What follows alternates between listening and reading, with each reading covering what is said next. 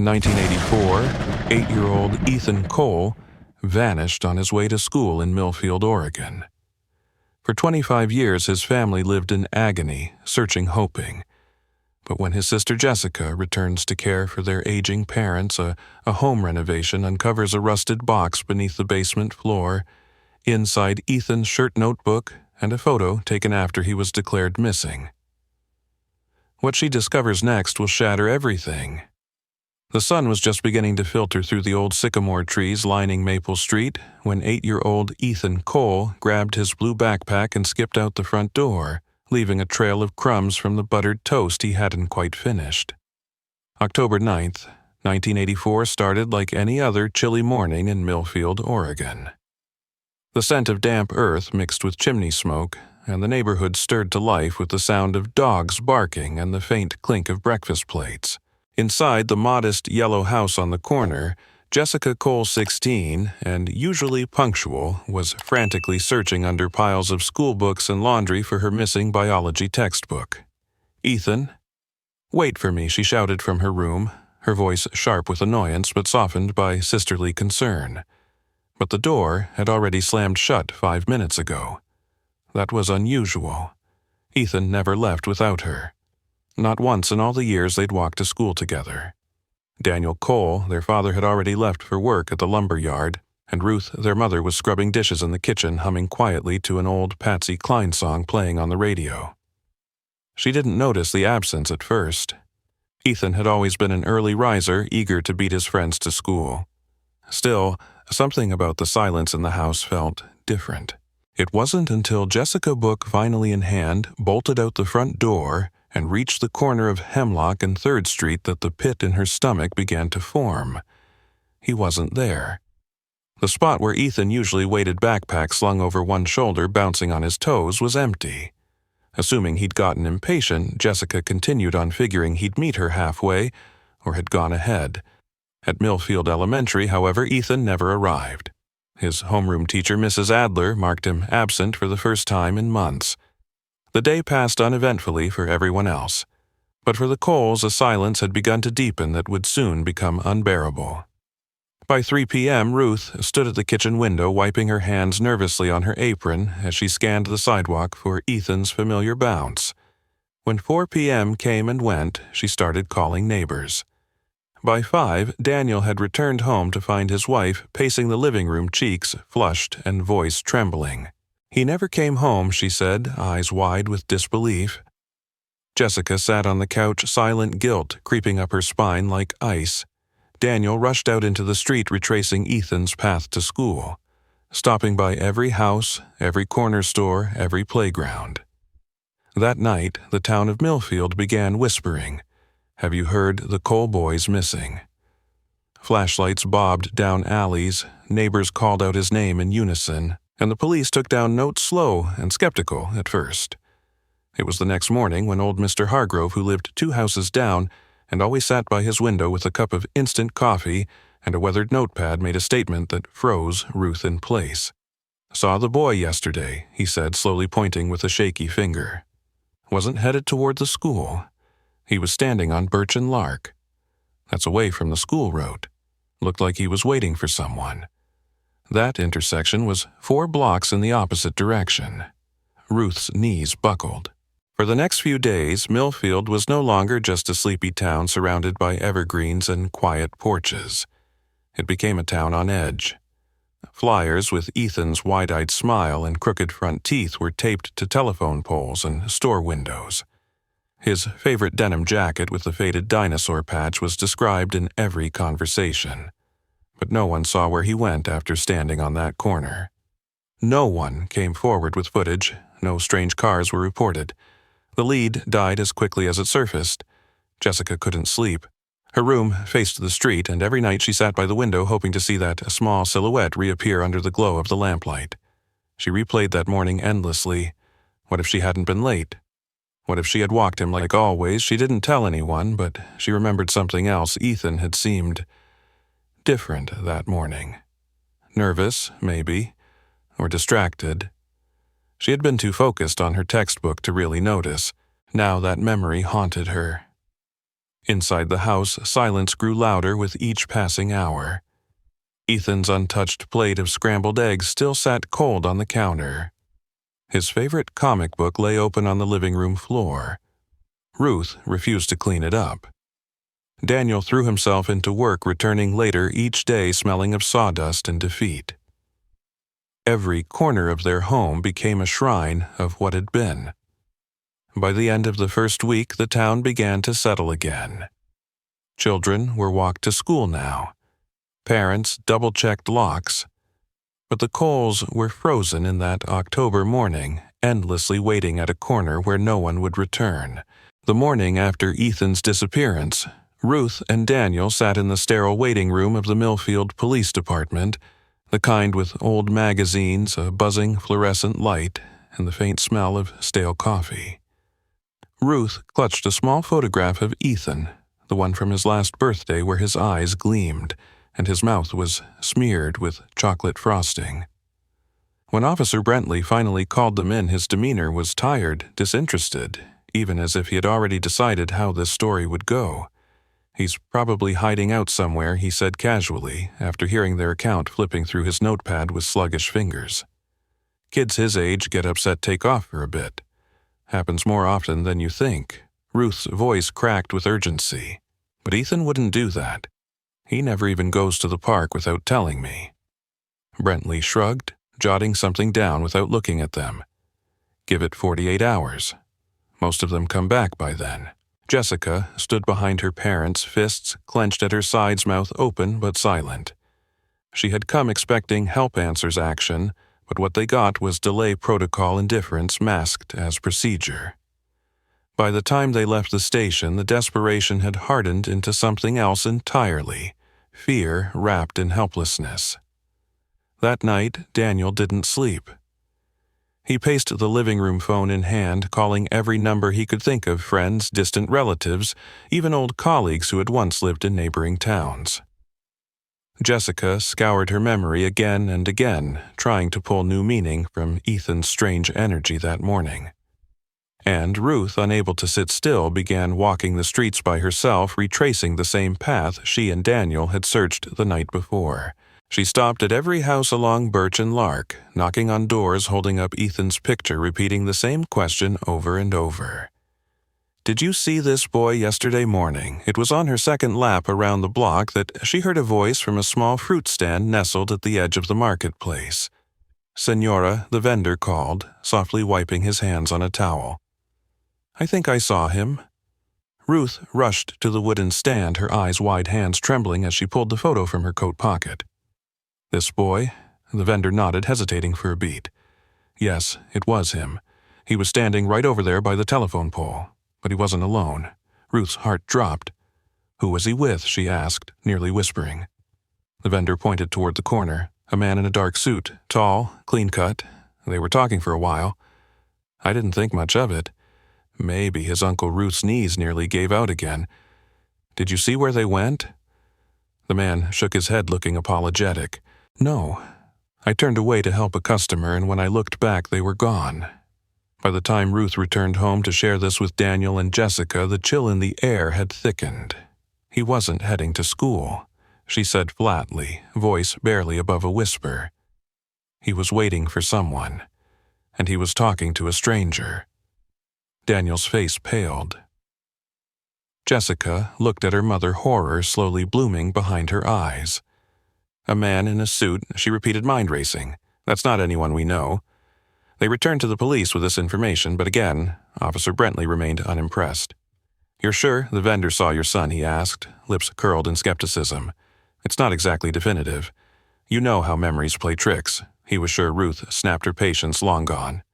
"And this man in the suit, why would Ethan be talking to someone we don't know?" "Could be anyone," Brentley replied. "A friendly stranger. A misunderstanding. Until we have more, there's not much we can do." Daniel slammed his fist against the desk. "It's been 2 days. You haven't even organized a search party." Brentley raised a brow, annoyed. "Sir, we follow protocol. Ethan is categorized as a missing juvenile, no sign of abduction, no ransom call, no witnesses to a struggle. You want us to comb the entire county based on hearsay?" "Yes," Ruth cried out, "because our son would never just vanish." Outside, the town continued its rhythm, slower now, but still turning. The market reopened. The church bells chimed at noon. Children were walked to school gripping their parents' hands tighter, and the Cole family felt the walls of their life closing in tighter each day. Jessica, unwilling to rely on authorities, began her own inquiries. She visited the vendor again, this time with a sketch pad. "Can you draw him?" she asked. The man tried, but his rough lines produced only a vague outline of a man, no features that stood out, nothing police could use. Still, it was something. She made copies, attached them to Ethan's flyers, but it wasn't enough. Rumors began to circulate. People whispered about strangers in town, about vans seen on distant roads. One woman claimed she saw a boy that matched Ethan's description at a diner 20 miles out, but it turned out to be a different child. Hope flared and died like a match struck in the wind. Jessica came home one evening with dirt on her jeans, having searched the creek bed where she and Ethan used to catch frogs. Ruth had stopped cooking. Daniel barely spoke, and the house, once noisy and full of laughter, was now a tomb echoing with unanswered questions. On day 5, a news crew showed up, their cameras flashing their questions invasive. The town's only newspaper ran the story with a headline that read, "Local boy vanishes without a trace." But it wasn't the truth. There were traces, small, subtle ones that no one wanted to follow, especially not the police. And as the days stretched into a week, the vendor's words haunted Jessica. A man in a dark suit. That wasn't normal. That wasn't right. So who was he? And why was Ethan waiting for him? Autumn in Millfield always came with a hush, the kind that settled deep in the bones. The vibrant leaves turned but felt muted now, as if even nature had decided to speak in whispers.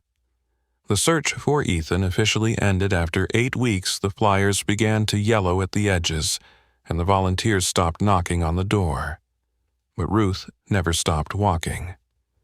Every morning, before the sun rose above the ridge, she tied her scarf, tight-laced up her old sneakers, and stepped outside with Ethan's blue backpack over her shoulder.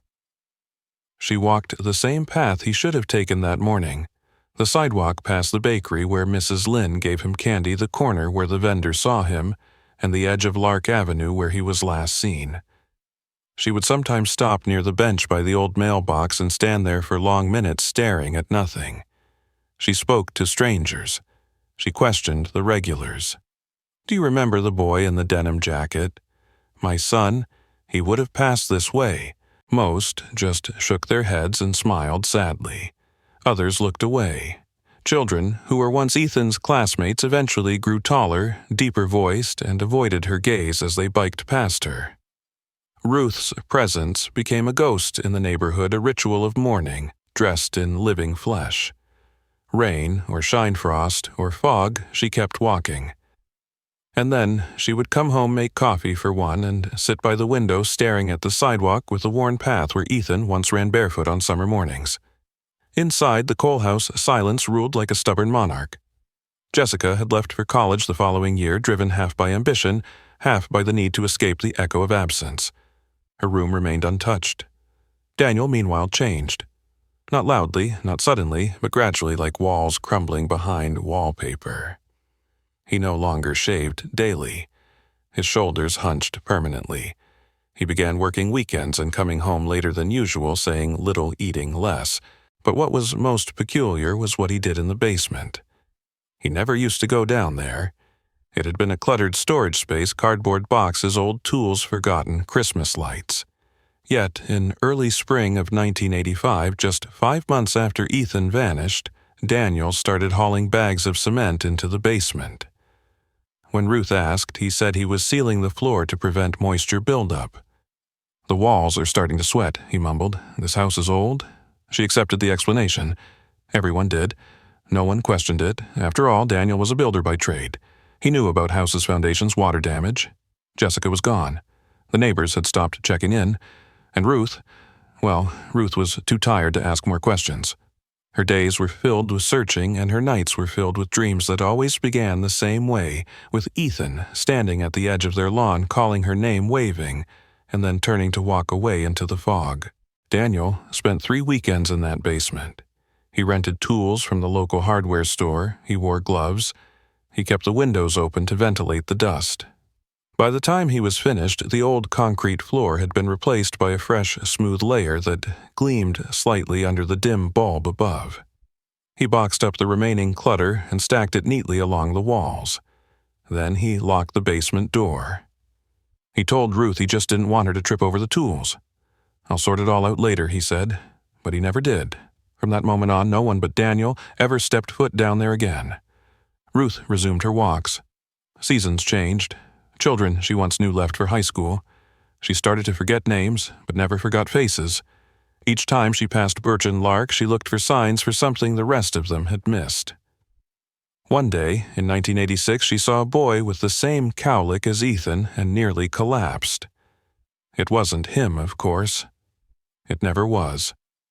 But she kept walking. She walked through birthdays, holidays, through anniversaries of that cursed October morning. She walked through snow and hail, her boots wearing down to the sole. And each night she returned to the house, hung up Ethan's backpack by the door, and whispered, "Maybe tomorrow." Daniel, meanwhile, became quieter. He worked in the garage more. He avoided the basement. When Ruth talked, he nodded. When she cried, he offered tissues, but rarely words. His guilt was invisible, yet it bled into the wallpaper soaked into the silence of every meal. He stopped touching the piano Ethan used to play. He stopped watching baseball, their old Sunday ritual. He stopped sleeping through the night. He had nightmares Ruth didn't know about, of dripping concrete, of hollow echoes and sealed rooms, of small footsteps overhead that no one else could hear. And still, the town moved on. New families moved into the neighborhood. The vendor at the fruit stand sold his spot. The police station replaced Officer Brentley with a younger recruit who had never heard of Ethan Cole. Jessica visited only twice a year. The last time she came in 1989, she noticed the basement door was still locked. "Still keeping your work stuff down there, Dad?" she asked casually. Daniel looked at her for a moment too long before answering. "Yeah. Just a bunch of junk. Nothing worth seeing." She let it go, but something about his tone unsettled her. She didn't press. She never did. That house, for all its warmth and worn wood, held secrets no one wanted to stir. For most families, time has a way of reshaping the home. Paint fades, furniture gets rearranged, photos, change bedrooms evolve into storage or guest rooms. But inside the Cole residence on Maple Street, Ethan's room remained untouched, like a glass-encased memory no one dared disturb. The small bed with the Navy rocket ship sheets stayed neatly made, the pillow fluffed just so, as if waiting for a head that never returned. His closet still held his striped sweaters and grass-stained sneakers, the shelf above lined with plastic dinosaurs comic books stacked in the corner where he last left them. Ruth refused to let anyone in. Even Jessica, when she returned during summer breaks, would pass by the closed door in silence, her hand grazing the frame but never pushing it open. Daniel never spoke of the room. He simply avoided it, his eyes never lingering in that direction. In time, it became less of a room and more of a shrine, quiet, frozen, sacred. The house itself wore the years without protest. The curtains yellowed, the wallpaper curled at the edges, but no one painted over it. The clocks ticked, holidays passed, and Ethan's absence became a ritual all its own. Every October, Ruth lit a candle in his room and left it by the window. She never forgot. Daniel never asked her to stop. They both lived in a kind of suspended animation where movement forward felt like betrayal. The neighbors knew, some respected the quiet. Others gossiped in low voices about the mother who still kept a child's room ready after decades, about the father who sealed off the basement and never smiled anymore. But no one questioned them directly. Millfield was a place that let people grieve in peace, even if that peace looked more like denial. In the living room, the family photo album sat stacked on the bottom shelf of the old oak cabinet. Ruth used to look through them every Sunday after dinner. tracing her finger along the images of birthdays, picnics, camping trips by the lake. Ethan's face was everywhere. His missing teeth smile, his proud stance holding a paper kite, his giggling mess of curls in the bathtub. But one day, sometime in the late 90s, Ruth noticed a gap. It was subtle. A blank space in the middle of the page where a photo used to be. She flipped back and forth, sure she had made a mistake, but it was gone. The photo from Ethan's 7th birthday, the one where he stood next to the cake wearing a red party hat, with the Daniel kneeling behind him, arms wrapped tight, had vanished. Ruth searched the other albums. Nothing. She asked Jessica, who hadn't seen it in years. "It was your favorite," Ruth muttered, puzzled. "I remember you used to say that picture looked like the happiest moment we ever had." Jessica promised to look in her old boxes. She never found it. Ruth didn't ask Daniel about the photo. She wasn't sure why. Maybe she already knew he wouldn't have an answer. Or maybe she suspected he had one and didn't want to hear it. Still, it gnawed at her. She became more protective of the albums after that, stacking them neatly, wiping the covers with a cloth once a week, locking the cabinet drawer with a tiny brass key she wore on a chain around her neck.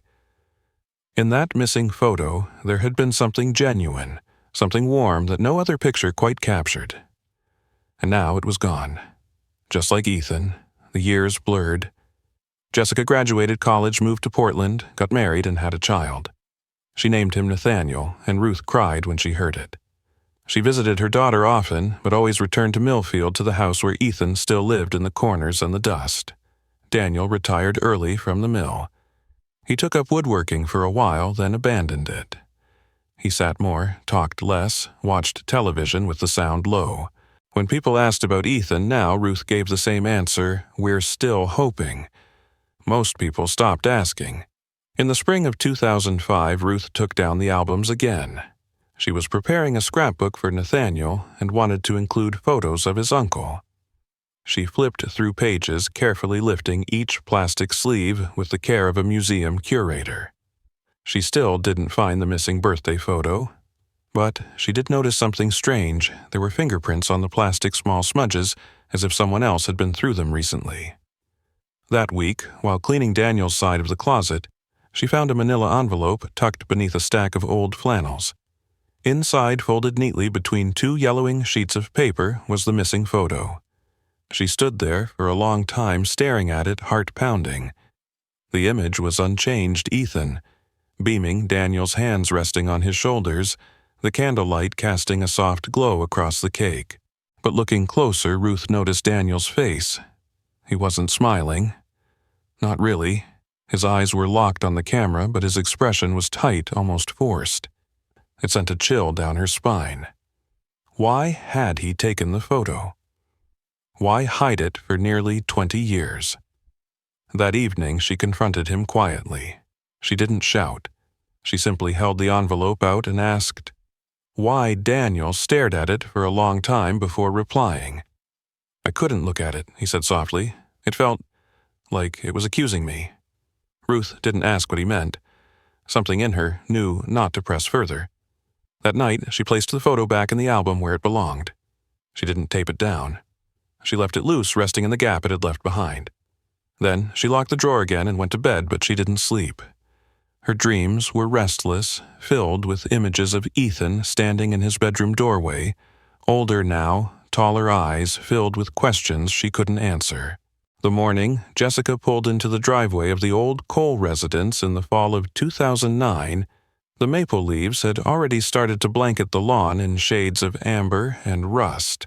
The house looked smaller than she remembered, as though the years had pressed inward, compacting it under the weight of memory. Her husband had urged her to consider assisted living for Ruth and Daniel, but Jessica refused.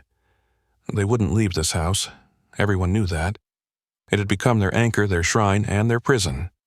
She hadn't stayed overnight here in nearly a decade, only short visits during holidays or emergencies. But now, Ruth's failing hips and Daniel's increasingly quiet confusion meant someone had to be present daily. She unpacked slowly, breathing in the familiar scent of cedar and old fabric. It smelled like childhood, and at the same time like something stale air that had not been moved in years. The living room hadn't changed. Same brown recliner with the worn patch on the armrest. Same crooked family portrait above the fireplace. Same silence, thick and unforgiving. Ruth moved slower now, shuffling from kitchen to couch with a hand pressed against her lower back. Daniel sat near the window watching, nothing in particular, a blanket over his knees despite the mild weather. Jessica tried to make conversation. Her voice echoed strangely in the house, bouncing off the walls like it didn't belong. The first night, she lay awake in her old bedroom, unable to shake the feeling that the house was breathing against her. Not in a way she could hear or see, but something subtle, like a pressure behind her ribs, a tightness that hadn't been there before. She noticed it most in the hallway near Ethan's room. The door was still closed. She hadn't opened it in years. But now, with the responsibility of daily care, she felt she had a right. When she finally did open it, nothing had changed. The air was colder in there, still untouched. A fine layer of dust coated the dresser, but the bed was made the toys still lined in the same order on the shelf. Jessica stood in the doorway for a long time, the back of her throat tightening. She didn't cry. She rarely did anymore. But she exhaled slowly, as if releasing years of unspoken words into the silence. That night she made a decision. If she was going to stay, if she was going to help them through these last chapters of their lives, she needed to do something about the house. It needed light movement air. It needed change. It started with simple things: clearing out the attic, sorting boxes, repairing cracked tiles in the bathroom. She called in a contractor friend to assess the basement, which had remained locked since she could remember. Daniel no longer objected. When she asked for the key, he handed it over wordlessly, eyes fixed on a spot just beyond her shoulder. Jessica opened the basement door slowly, the hinges groaning in protest. The smell hit her first: old concrete dust and something else she couldn't quite name. She descended the stairs with a flashlight, the bulb above flickering dimly, as if reluctant to illuminate what lay beneath. The basement was too clean. Everything was stacked precisely: boxes, labeled with dates, tools aligned like soldiers. But it wasn't the order that unnerved her. It was the floor. A smooth gray slab of concrete stretched across the space like a newly iced cake. No cracks, no stains, no imperfections. It was too perfect. She remembered the basement being uneven rough, filled with creaking boards and water stains. She knelt near the eastern wall where the foundation met the floor and ran her fingers along the seam. Something about the texture felt wrong. She tapped it lightly. The sound was dull, heavy, unlike the rest of the floor, which rang faintly with her knuckles. She stood marking the spot mentally. Later that evening, she asked Daniel, "When did you seal the basement?"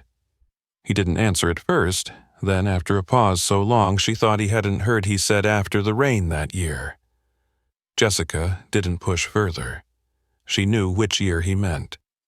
She spent the next few days researching contractors who specialized in moisture damage and foundation work. When the inspection crew arrived, she asked them to assess the floor, especially the eastern section. "Something's off," she said casually. The man crouched, pressed a small sensor to the concrete, then frowned.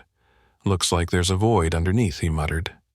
Like something was filled in but not reinforced properly. Jessica's heart skipped. Could it be just uneven dirt? Could be, the man said. Or it could be something buried. Hard to say without drilling. She nodded slowly. "Go ahead." As the drill bit pierced the concrete, Jessica stood at the top of the stairs, one hand gripping the railing, the other pressed flat against her chest. She didn't know what she was expecting. Probably rusted pipes, old tools, maybe even forgotten trash. But the moment the bit broke through and the man reached in with a metal rod, he paused. "There's something here," he said quietly. "Feels like metal. Maybe a box." Jessica descended, her breath shallow, the air in the basement suddenly colder than before.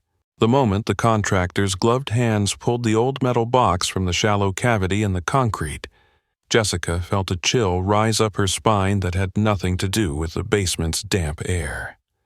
The box was rectangular, rusted along the edges, its once silver surface dulled into a mottled gray-green that hinted at decades of burial. It was heavier than it looked, sealed tight with a corroded latch. Jessica didn't wait. She brushed aside the dust and twisted at the latch with trembling fingers until it cracked open with a metallic groan that echoed too loudly in the quiet room. Inside, nestled in a bed of brittle newspaper scraps, were objects that shouldn't have been there. The first thing she saw was a child's button-down shirt, navy, and white stripes folded neatly but stained faintly with something brownish-red near the collar. Her breath caught.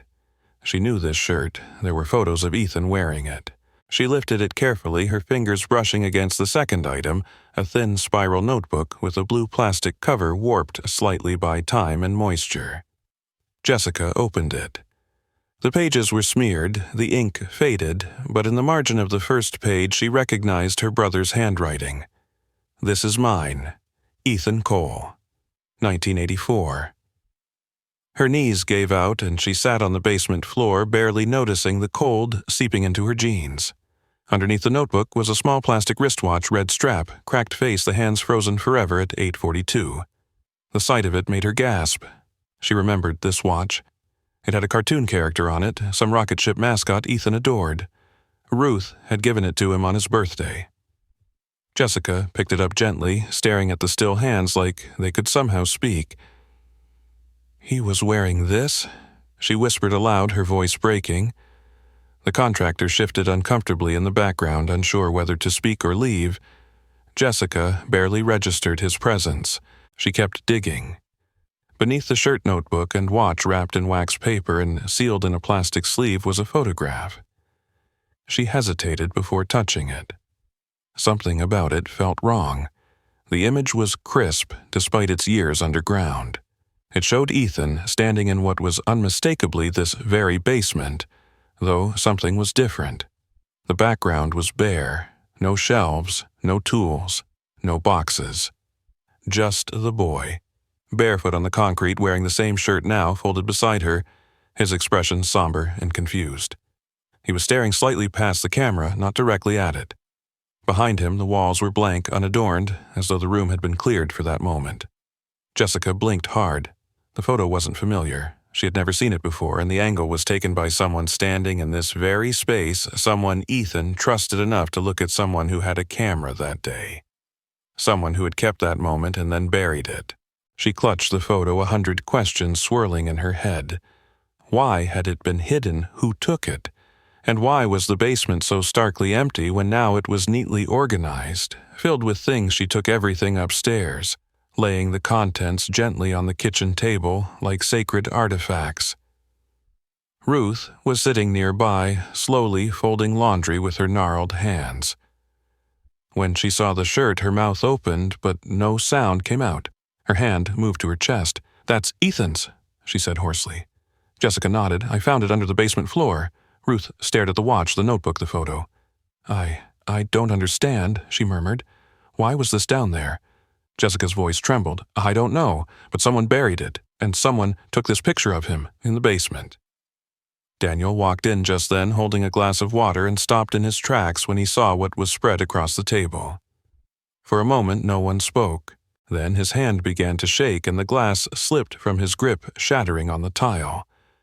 Ruth turned to him, her voice barely a whisper. "Dan, you sealed that floor." He didn't answer. His eyes were locked on the photo, his jaw clenched tight. A flicker of something passing through his expression, regret, fear, something deeper. Jessica took a step forward. "Who took this picture?" she asked. "Was it you?" Daniel didn't move. "Why was this under concrete for 25 years?" She pressed louder now. Still, he said nothing. Just stood there, arms at his sides, a man suddenly smaller than the room around him. That night, Jessica couldn't sleep. She spread the photo shirt, watch, and notebook across her childhood bed like pieces of a jigsaw puzzle. The image of Ethan in the photo haunted her, the way he stood, the uncertainty in his eyes, the odd emptiness of the background. She began comparing it to current photos of the basement, noting the position of the light bulb, the crack in the corner, the outline of the electrical box. The conclusion came slowly, and then all at once. The photo was real, and it had been taken before the basement was renovated, before the new floor, before the shelves and tools were ever added, which meant the basement had been cleared, which meant Ethan had been there, alive, after he disappeared. Jessica sat on the living room floor with the watch in her palm, turning it over slowly, letting her thumb trace the worn edges of the red plastic band. The small cartoon rocket ship, once vibrant, had faded into near obscurity, but the cracked watch face still displayed its final moment with unnerving clarity. 8:42. She remembered that time. It was the exact minute Ruth said Ethan had left the house that morning in 1984. Not 8:30, not 8:45, 8:42. Jessica recalled the way the police brushed off that detail, saying kids don't always look at clocks, and maybe he left earlier, maybe later, but Ruth had been sure. Now the stopped hands of Ethan's watch confirmed it like a time capsule frozen in trauma. Jessica rose slowly, the object clenched tight in her fist, her breath shallow. If the watch had stopped, then had it broken during something violent? A fall, a struggle, was at the moment Ethan died. Down in the basement the air felt colder than before, not the kind of cold that crept in from outside, but the kind that came from beneath, the kind that whispered from concrete and memory. She descended the stairs, carefully flashlight in hand, avoiding the new drill marks left behind from the excavation. Her gaze swept over the floor, now disrupted by the patch they had opened to reach the box. But something else caught her attention, a faint discoloration just a few feet to the left. It wasn't visible at first. The dim basement light combined with the mottled gray of the concrete concealed it like a bruise beneath skin. But when she knelt and shone her flashlight directly onto the spot, the truth bled through. A dark brown stain, roughly oval, in shape about 2 feet wide, faint but unmistakable, stretched near the wall where the toolbox now sat. It didn't look like oil. It wasn't rust. It looked absorbed, like something organic that had once been scrubbed but never truly erased. Jessica reached out, touching the surface gently. The texture was slightly different here, more porous, as if the original concrete had been disturbed before sealing. Her stomach twisted.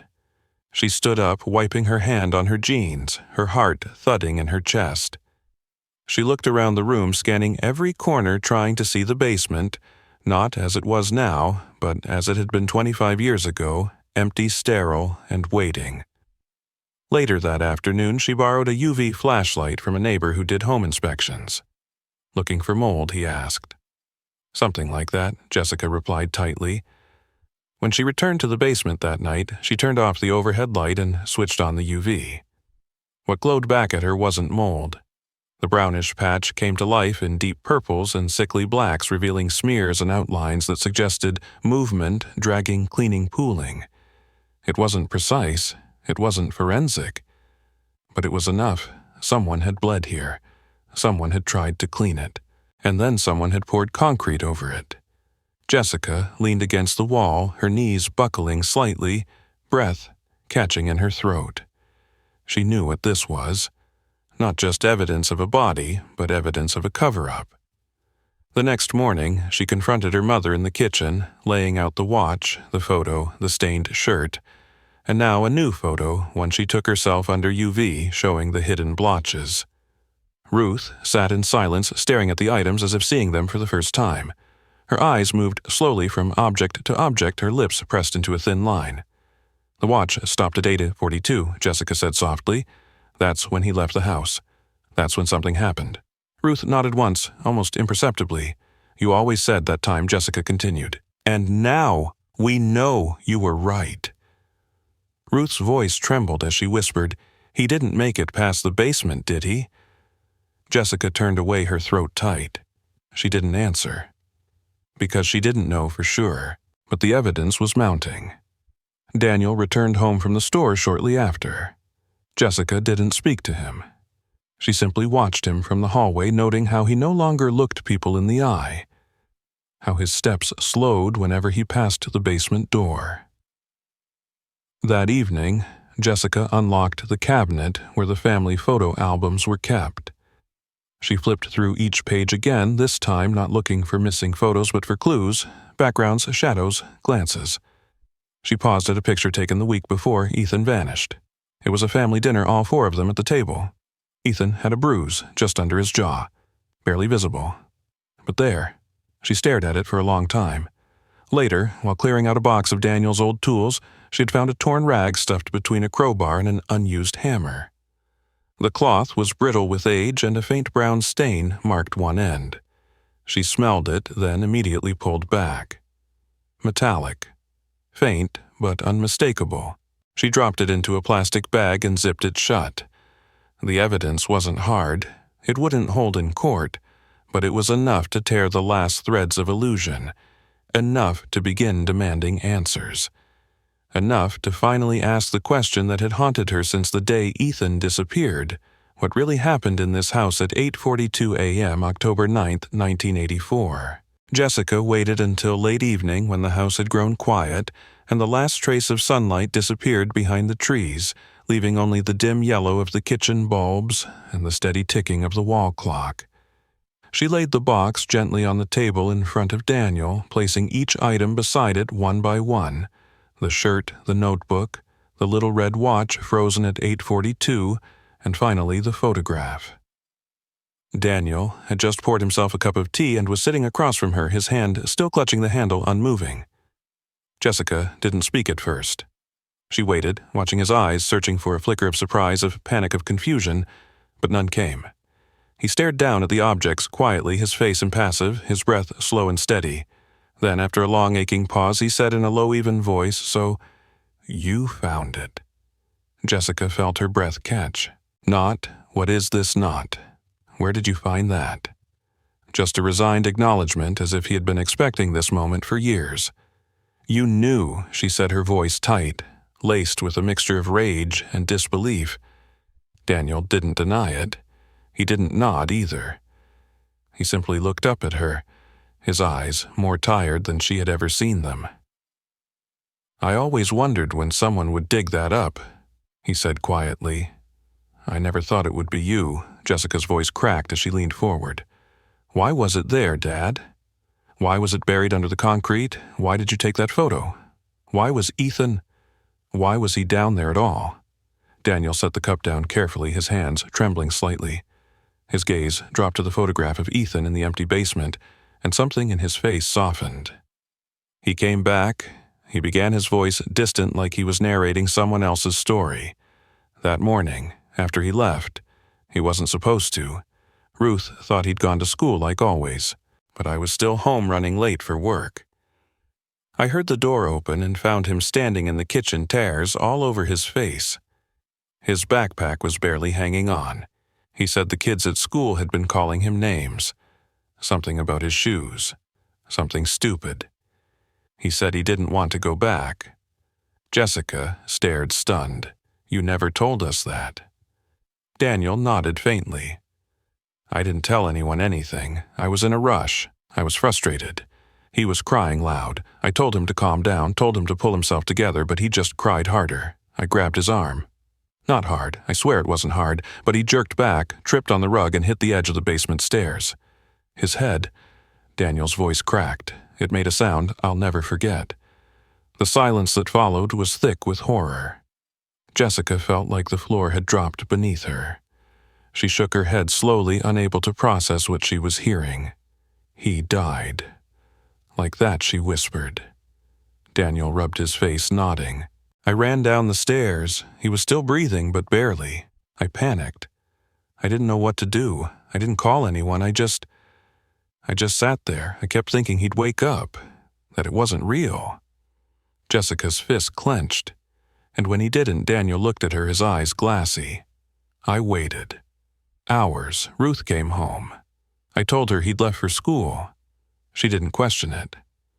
That night, I wrapped him in a blanket, cleared the basement, took that picture. I don't know why. Maybe to remember. Maybe to prove something to myself. Then I buried the box and sealed the floor." Jessica stood up abruptly, her chair scraping against the tile. "You let us believe he was taken. For 25 years. You let Mom walk those streets every day. You let us suffer, wondering, hoping..." Her voice cracked under the weight of rage. "You buried him. You buried the truth." Daniel didn't move. "I didn't know how to tell the truth after that," he said softly. "Once it was done, it was too late. Every day that passed, it got harder. And then I couldn't face it anymore." Jessica paced the kitchen, her thoughts a storm. Her brother, the child who vanished without a trace, hadn't been stolen. He had died right there inside the house. The guilt, the grief, the fear, Daniel had buried it all beneath decades of silence. Jessica stood motionless in the hallway long after Daniel left the kitchen, his confession hanging in the air like a storm that had yet to break. The words kept circling in her head. "I wrapped him in a blanket, I buried the box, I sealed the floor." Every syllable drove the truth deeper into her bones. Her brother hadn't been stolen away by a stranger, hadn't run off or gotten lost. He had died in their home within reach of the very people who had spent decades begging the universe for answers. And all that time her father had been the one holding the truth like a cinder inside his chest, burning quietly, methodically, destroying everything it touched. That night, Jessica didn't sleep. She sat in the living room with the old watch in her hand, staring at the second hand frozen eternally at 8:42. The photo of Ethan in the empty basement lay beside her. She played the memory over and over. Daniel's calm voice, his slow blinking, his lack of tears. But the image that haunted her most wasn't his confession, it was Ruth. Her mother, who had kept the house like a shrine, who had walked that same stretch of sidewalk every day for years, who had left a candle in Ethan's window each October, convinced he was somewhere out there waiting. The next morning, Jessica couldn't delay. She placed the photo and the items from the box into a folder and walked into Ruth's bedroom, where the older woman sat knitting, her fingers stiff with arthritis, but still moving with quiet determination. Jessica sat across from her, her heart thudding like a war drum. "Mom," she said gently, "I need to tell you something." She laid the folder down and opened it slowly. One by one, she showed her the photo, the watch, the shirt, the notebook, the UV photo of the stained floor. Ruth said nothing at first. Her hands dropped into her lap, and her eyes locked onto the picture of Ethan standing alone in the basement. His shoulders slightly slouched, his mouth parted like he was about to say something. When Jessica told her the rest, that Daniel had confessed that Ethan had returned that morning, and that a terrible accident had occurred, Ruth didn't cry. She didn't shout. She didn't even blink. Instead, in the softest voice Jessica had ever heard, Ruth asked, so, for 25 years, "My son was under my feet."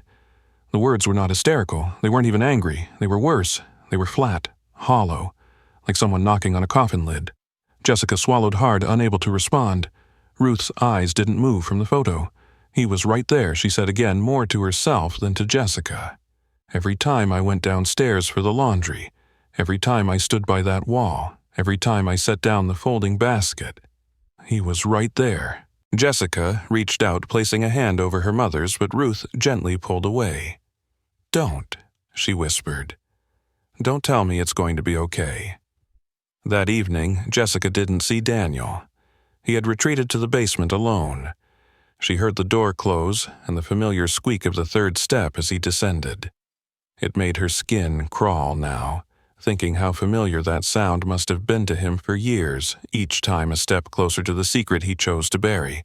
She followed slowly, waiting at the top of the stairs, listening. There was no sound, no movement, just the thick silence of cement and guilt. She descended carefully, each step feeling like an act of betrayal. Daniel sat on a stool near the wall where the box had been buried, his head in his hands. When he looked up at her, his face was pale, his eyes sunken. "I didn't know what else to do," he said, not as a defense, but as a surrender. "I thought, if I told the truth, it would destroy everything. You, your mother, our life. I thought maybe if I just kept going, we could survive it." Jessica's voice shook with barely restrained fury. "You thought we could survive a lie, that Mom could survive walking above his grave for 2 decades. Daniel's eyes glistened, but no tears fell. "I thought I could protect her. I thought..." I could protect all of you." Jessica turned away, her fists clenched. "You protected no one." In the following days, Ruth stopped leaving her room. She didn't speak much, didn't eat unless prompted. She left Ethan's candle in the window one last time but didn't light it. The neighborhood continued as usual. Kids played leaves, fell cars past. But inside the Cole house, time had stopped again, not with the uncertainty of disappearance, but with the finality of exposure. The truth had come, and with it silence heavier than any they had known before. The morning Jessica made the call to the police was unusually still, the kind of silence that carries weight, not peace. She had sat at the kitchen table all night watching the dawn bleed across the curtains as her father's words echoed in her head like a broken record. I didn't know what else to do. For days she had debated. Part of her wanted to protect what was left of her family. The other part screamed for justice for Ethan, for the child who never got to grow up, for the boy buried under the floor while birthdays passed like ghosts. But in the end, it wasn't about vengeance. It was about truth. Ethan deserved to be brought out of the dark, so when the dispatcher answered, Jessica's voice was steady. "I need to report a death," she said, "from 25 years ago." The investigation moved slowly at first. The case had long been marked cold forgotten in the cabinets of Millfield PD like so many other small-town tragedies.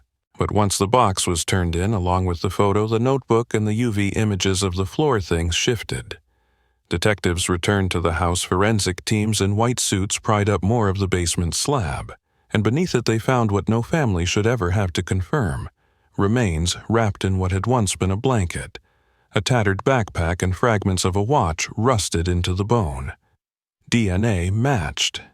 It was Ethan. The news spread through town in waves, first whispers at the diner, then church, then the local paper with the headline, "Missing Boy's Remains Found. After 25 years, Father Confesses." It was surreal watching the town grieve again, this time not with hope, but with clarity. Some neighbors expressed shock, others said nothing, but everyone seemed to carry the same stunned weight. How could something so terrible be buried for so long unnoticed? Daniel was taken into custody 2 days after the remains were confirmed. He didn't resist. When the officers arrived, he was sitting in the living room dressed neatly in a gray sweater, hands folded as if he'd been waiting. He didn't say goodbye to Jessica or Ruth. He just stood, nodded once, and walked out the door. The trial, if it could even be called that, was brief. The district attorney laid out the facts: unintentional manslaughter, evidence of concealment, failure to report a death. Daniel's confession age and lack of prior record played heavily into sentencing. The judge, a woman Jessica remembered from high school, spoke directly to the family. What happened here, she said, was not just the loss of a child, but the erosion of truth year after year, until the silence itself became another kind of crime. Daniel was sentenced to 8 years in state custody, eligible for parole in 5 due to age and cooperation. He would spend his final years not in the home he built, but in a quiet cell, a place perhaps fitting for a man who had already spent decades imprisoned by guilt. The funeral was held exactly 25 years to the day Ethan had disappeared, October 9th, a cloudless afternoon that felt both cruel and beautiful. The remains, once hidden beneath concrete, were now laid in a child-sized casket draped in soft blue cloth. Ruth wore black, her face pale but composed. She held Jessica's hand the entire service but didn't speak.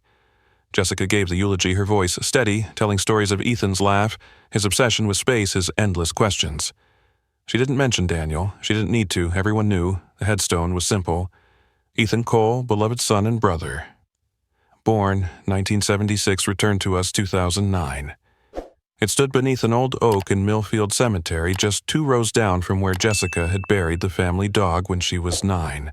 That first year, Ruth brought a small rocket ship toy and placed it at the base of the grave just beside the flowers. The next year, Jessica brought a comic book wrapped in plastic. Nathaniel, now 10, left a red toy car. Every year, since the ritual continued each October, a new toy for Ethan. Something he might have loved. Something to make the grave feel less like an end and more like a continuation, a symbol that he was never forgotten again. Ruth began speaking more after the funeral. Not much, but enough. She asked questions. She sat outside more. She touched the walls of the house with her fingertips like they were made of memory instead of wood. One day, she told Jessica, "I dreamed of him last night. He wasn't lost. He was just waiting." Jessica nodded, blinking back tears. She didn't say she dreamed of him too. Daniel wrote letters from prison. Ruth never opened hers. Jessica read them in silence, keeping them in a shoebox in the attic. Most were short apologetic, filled with regret. "I see him every night in my dreams," he wrote once. "Always standing in the doorway, just watching me. He never says a word."